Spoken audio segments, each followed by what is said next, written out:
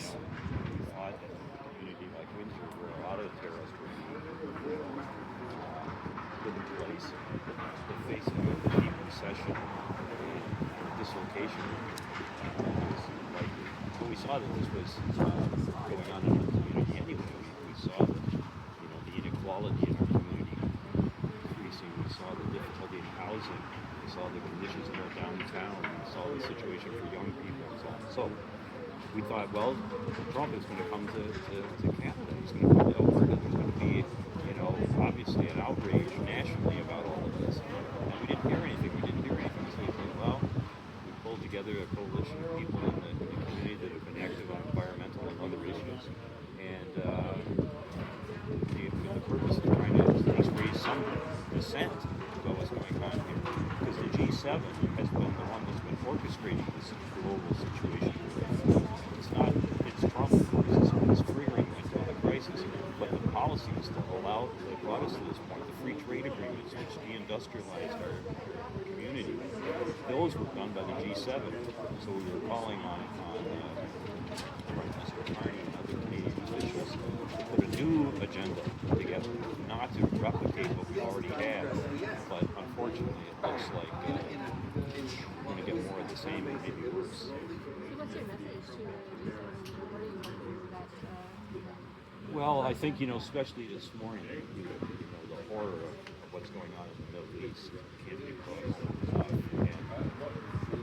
And more militarization, doubling and tripling our military budgets, it is so wrong. I mean, there was a history of Canada as a peacekeeper, and now we're joining in and rearming and spending hundreds of billions of dollars that should be spent on many other things that we need in our society. Joining with the missile defense, the Golden Dome with Trump is just outrageous. So we're calling, not for more military spending, but more peacekeeping, more international conferences and efforts to de-escalate what's going on, and also the climate crisis. I mean, this morning Canada is on fire. Our northern part of our country is in the forest fire. It wasn't last week that Toronto had the highest pollution in the world. The last time we had these fires in this way in 2023, we were putting out more carbon than all the industrialized countries from these fires. And this is the strip that goes right across the top of our country, the boreal forest. So the consequences are enormous. I mean, we're facing an increasing threat of our climate being totally dislocated. And now they're talking about, when they talk about new projects, weakening whatever controls we have on carbon and building more oil lines and pipelines. So it's just every step of the way is kind of conceding to what Trump wants, which is going to be even further disastrous for us. So we want a different agenda. a lot of your requests from your letter, are linked to economic policies that then lead to things like military policies and the climate change policy. What's your message there? Like, what should they be embracing in that? Well, I think, we want a sustainable economy. We want a just economy. We want an economy that's not just for the people that have control of the money and the power. We want it to be focused on the average person. The majority of people in Ontario, as an example, really want our public healthcare system addressed and corrected. And it's falling, it's deteriorating. The government's putting more and more money into private healthcare services. No, we want our public services, our education. Like the money we're putting into the military, we should be putting it into education. We should be putting it into environmental, sustainable projects. Those are the things that really matter, and the average person's voice is being muted. We're not being listened to. The voices that have control here are the rich and the powerful, and we can't live like it's obvious at the global level that this kind of progress is not sustainable, and it's leading us to very dangerous ground. I mean, I was horrified last night seeing about the military situation in the Middle East, how dangerous this is. It's dangerous not just for them, which it is, of course, but it's for us. It's for everybody we know, our families, our children. So you've written this letter, you've put together some requests. Tell about people who you've gathered here today that are supporting this. who's supporting this? Who are the people that you've gathered here today? Oh, to well, I kind mean, of we sense? have the, you know, we were really pleased. The Windsor and District Labor Council supported and endorsed the letter. That's, you know, the unions represent many people in our community. Many of the environmental organizations, like Windsor on Watch are here, the Council of Canadians are here, the local artist community is here. I mean, there's a lot of these organizations that do really important work in our community, advocacy work in our community. They're supporting it.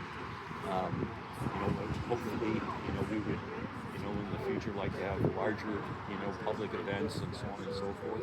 But we've also been lulled into kind of a sense of powerlessness. We feel like our voices can't be heard. So this is for us like the first step in this process. We're going to be talking more and more. We're going to try to reach out to more groups, more community organizations. We're going to try to be, you know, educational programs. We're not giving up. We're not laying down. We're not counting on these leaders to get us out of this problem. We know it's going to be the average person and their concerns that have to dominate the discussion and have to be, you know, given voice and power. And so you put this letter, you're sending it to... That's been sent to the Prime Minister, to all the major cabinet people that are going to be involved in the G7. Remember now, it's going to be in Alberta starting, well, the 15th, I guess, on Sunday. And they're going to be there when the fires are going on, you know.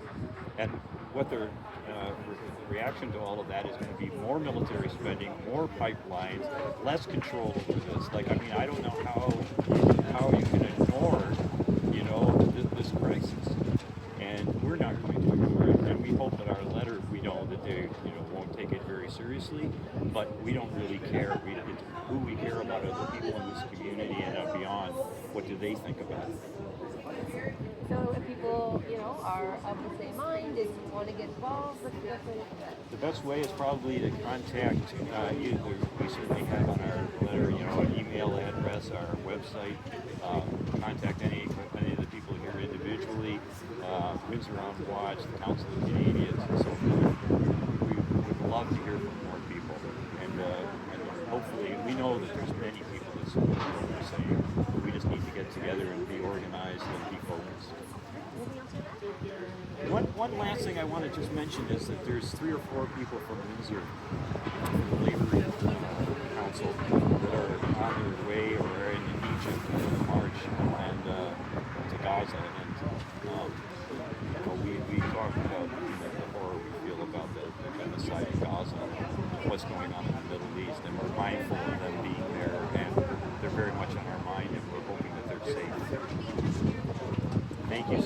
Thank you so much for coming.